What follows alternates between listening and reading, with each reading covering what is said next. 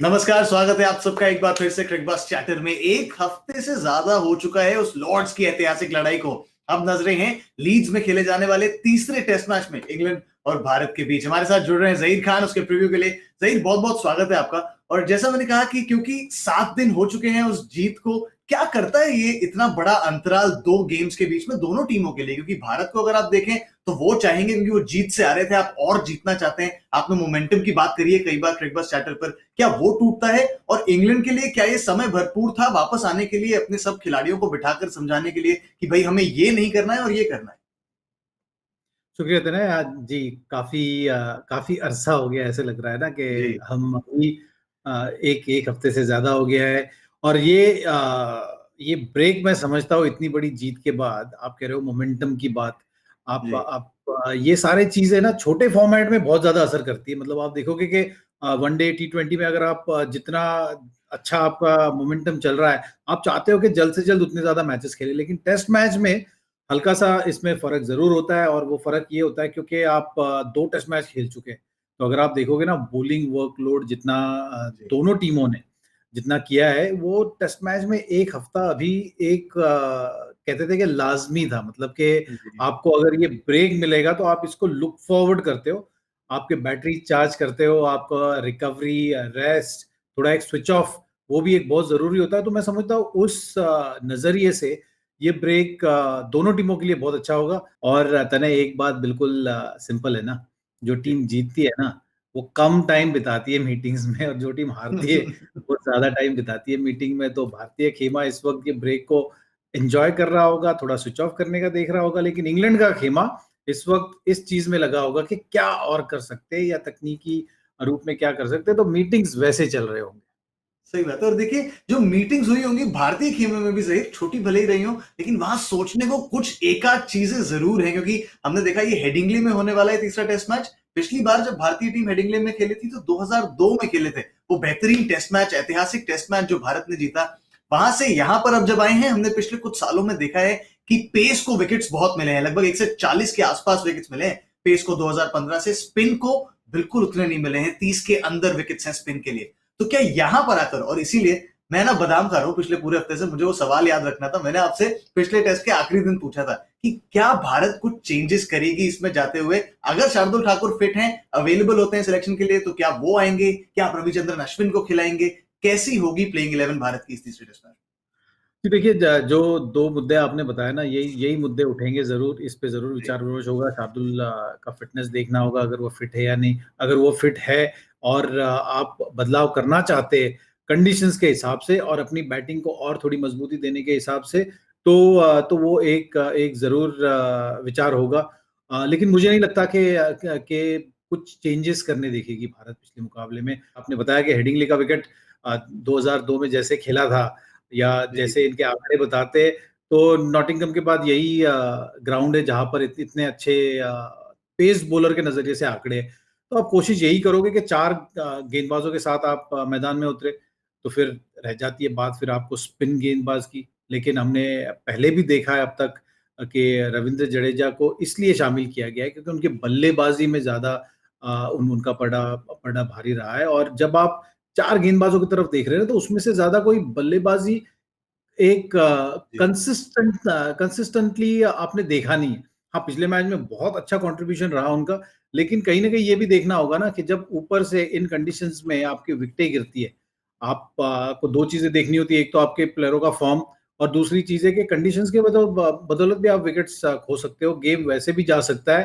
तो उस स्थिति में आपको एक डिसीजन लेने से पहले एक जी जो आश्वासन चाहिए होता है अपने बल्लेबाजों से, वो भी मिलना जरूरी है। तो उस नजरिए से मैं समझता हूँ कि भारत ज्यादा चेंजेस करेंगे, ऐसे लगता नहीं। सही। मैं हर बार लगाता हूँ जैक्स पे आपकी मोहर, प्लेइंग 11 पे भी लगा दूं, भारतीय प्लेइंग 11 बदलेगी नहीं? बता दूं अपने दर्शकों को इस टेस्ट मैच हाँ में। बिल्कुल, मतलब 99% यही है। अनलेस के इंजरी के कारण कोई जी बदलाव हो तो आप मोहर लगा सकते हो, वही प्लेइंग 11 होगी ज्यादातर। चलिए जी, लग गई मोहर, लग गई मोहर। भारत की प्लेइंग 11 कुछ वैसी दिखने वाली है जैसी लॉर्ड्स में दिख रही थी। इंग्लैंड के लिए बहुत कुछ सोच विमर्श करने के लिए है। सही, जिस तरीके से हमने देखा पिछले टेस्ट मैच में वो हारे, पहले में भी आप कह रहे थे कि मॉरल विक्ट्री किसकी थी, ये एक डिबेट सा चल रहा था। आप जब एक सीरीज में पीछे होते हैं तो दबाव आप पर बनता है, लेकिन जब आप अपनी घरेलू सीरीज में पीछे होते हैं तो क्या दबाव ज्यादा हो जाता है टीम पर? जी बिल्कुल। और जब जब आप घरेलू मैदान पर खेल रहे हो, अपने होम क्राउड के सामने खेल रहे हो, फैंस जी। आते तो वो उम्मीद यही लगाए होते हैं कि हाँ, अब हमारी टीम ज़्यादा अच्छा करेगी, और अगर उसके विपरीत आपका परिणाम हो रहा है तो उसका एडेड प्रेशर ज़रूर होता है।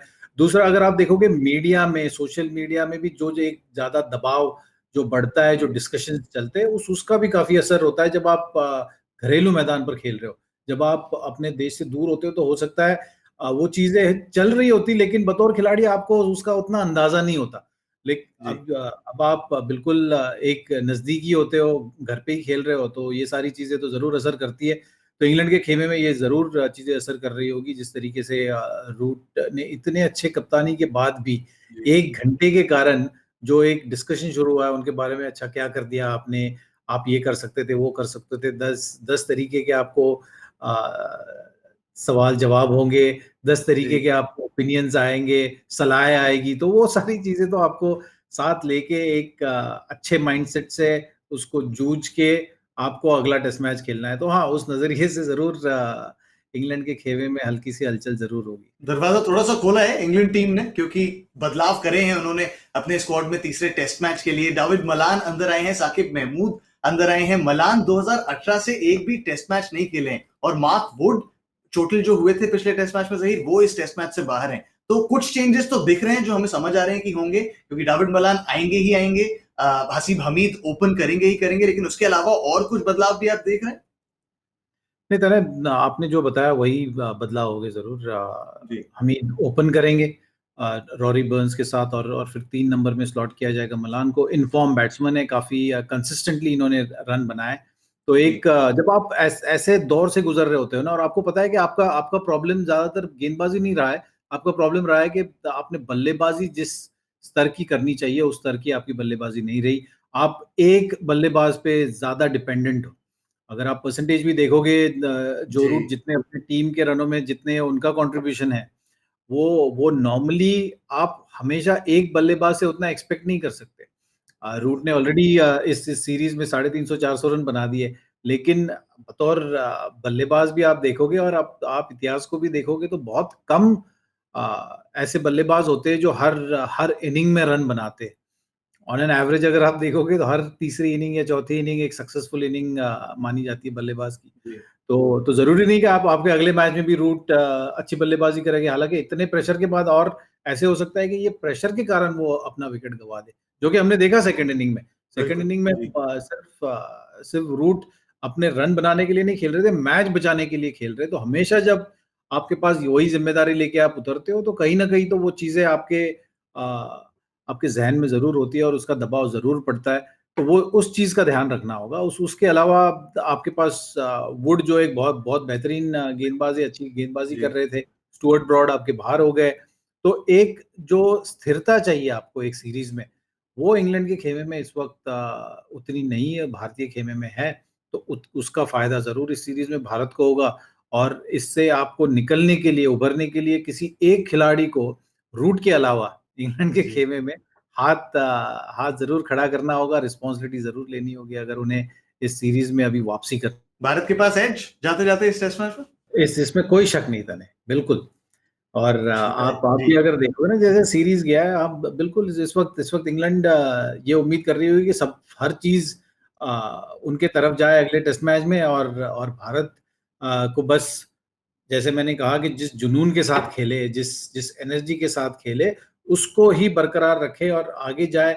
प्रोसेस पे एक कहते हैं ना कि रिवीजन, जब आप पढ़ाई करने जा रहे जी। हो तो एक रिवीजन अच्छे से कर लो। हाँ, आपने तैयारी पूरी कर ली है, क्योंकि वो अब तक दिखा है सीरीज़ में वैसे। टॉपर टीम है ये भारतीय टीम, तैयारी करके आई है, सिर्फ रिवीजन करना है। आप भी रिवीजन कर लीजिए। हम आएंगे आपसे मिलने पहले सेशन में, पहले दिन के बाद, उसके बाद हर सेशन में यहीं क्रिकबज़ चैटर पर। बहुत-बहुत शुक्रिया आज हमारे साथ जुड़ने के लिए।